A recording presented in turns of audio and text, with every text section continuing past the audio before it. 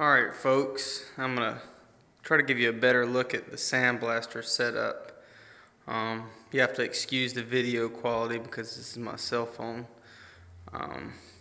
This is the box. It's basically just 3/4 inch plywood that's painted. It's kind of dark in here, but this is the best my camera will do. Let's see if I can't. There we go, it's a little bit better.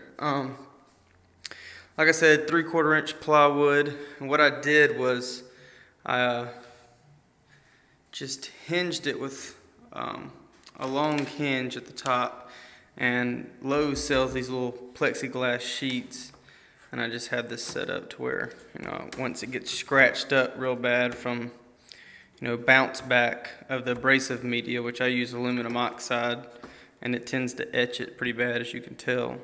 I can pop another one in, and they're only like, I think they were like 75 cents, $1 or whatever, something like that a piece, so they're pretty cheap. Got some regular latch hinges to close it so I don't get blowback in my face right there. This is just some PVC pipe. Let's see if I can pop her open. Get some light in there. It's just PVC pipe. It's wider on this side than it is on this side. I've got the sandblasting gloves from Harbor Freight sticking through, then folded over and just hose clamped down so I can reach in and manipulate. And they're stretchy enough that I can lean down and reach almost to the back of the box. I just caulked and then foam sealed the inside of the box. I have this little thing here, so when I've done some blasting, I can just scoop this down in there. Sweep up all my blast media, and that's just a PVC coupling. I went to Lowe's and bought some replacement vacuum cleaner hose, and it runs from that coupling into just a little Home Depot bucket, and I can collect my media there.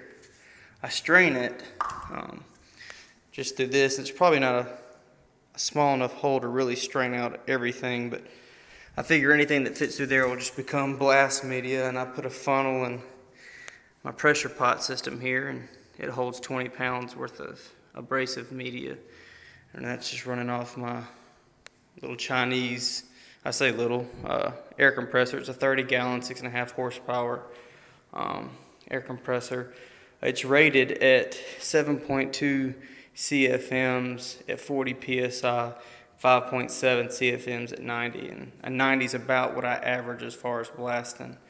Which is fine as long as I don't go over 125. I think with this pressure pot I'm in the green. So anyway, I also have my shop vac down here, and I've got the vacuum cleaner hose running up to the side of the box to suck out the dust so it doesn't cloud up and I can see what I'm doing. With the pressure pot, you have to use this dead man's valve, and I really don't like it, but it's the only thing I found that works with the pressure pot system, because the sand or the media and the air have to come through the same hose. I have a couple of hoses here from when I had a siphon feed system, because the sand would come through here and the air would come through here. But now they just act as kind of like a vent, because I've built these boards on the inside rail here, and I've got some rubber foam, and that helps me get just about an airtight seal here. But if it was completely airtight, I wouldn't be able to suck air out with my shop vac, so I've had to leave these holes open for vintage. I have my little power strip here where normally my light bar will plug in, and that's just a 20-inch fluorescent light that's plugged in there. And the abrasive media hasn't really messed with it or had any ill effects. That's pretty much it as far as my blast media. On the inside, you can kind of tell it's blown the wood away, and in one little spot right here, I don't know if you can really see, that's the only part where I really etched into the wood, and that's because my nozzle was sitting there while the media was coming out. It wasn't closed all the way. That's one of the problems with that dead man valve. It doesn't actually close once it's been used a while. It still seems to leak out. Over here, this is my what I use to parkerize. It's just a Academy Sports 2-burner propane camp stove, and I just had a stainless steel vat that's 3 feet long, 6 inches tall, and 4 inches wide, fabbed, and I just keep my park chemicals in here, and it works fine. That's pretty much it. That's the whole system as it stands right now.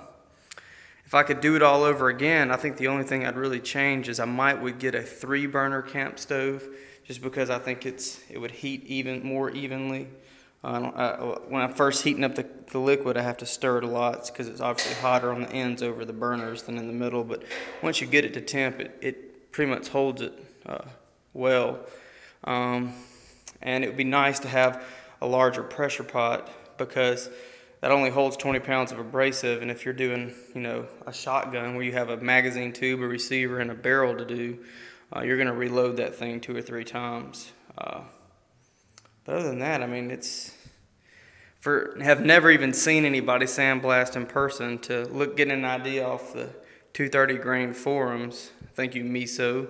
And then just kind of building it from what it looks like it should do. It's worked out pretty good. I'm actually pretty proud of myself. But it was easy to do. I mean, I think anybody out there that can cut a piece of wood could set this whole system up pretty easily. The only thing I've had to do, really trial and error, is I found out the hard way. I can't plug in my light, my air compressor, and my shop vac into the same outlet. So I just ran an extension cord down here, and I run it over to this other breaker and plug it in over here, and everything works fine. So I hope that clears up. I know some people wanted some pictures of my box on 230 grain, and I know the pictures are kind of hard to tell what's going on with the box, but maybe this will give you a little bit better idea how everything works. I wanted to do a video of me actually using it, but I really don't want to get a bunch of blast media dust in my phone. So this is going to be as good as it gets right now until I can get a real camera and do some videos, because I have some gun reviews and some other stuff I'd like to get into doing for YouTube. But maybe this will shine a little light on how I have my setup, and if you got any suggestions on a setup that you have that's might serve me better, or any questions, just feel free to ask.